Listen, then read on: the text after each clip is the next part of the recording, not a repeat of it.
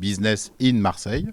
Et donc, en fait, on a la chance quand même d'avoir à Marseille 50% des jeunes qui veulent être entrepreneurs. Donc ça, c'est magnifique. Moi, de notre temps, ils avaient envie d'être fonctionnaires. Donc là, on a la chance qu'ils veuillent être entrepreneurs. Super.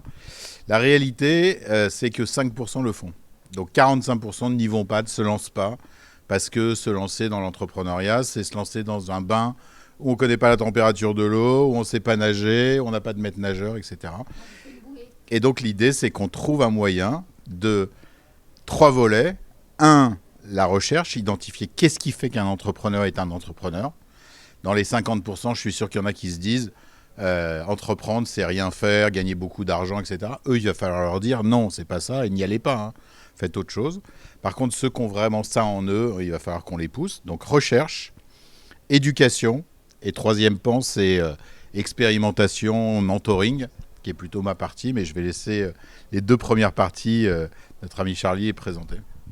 Donc du coup, comment ça va marcher, BIM? Alors, BIM, comment ça va marcher? L'objectif n'est pas d'avoir une structure qui soit concurrente de celle existante. Il y en a déjà suffisamment sur le territoire, mais c'est un petit peu de rassembler tous ces acteurs.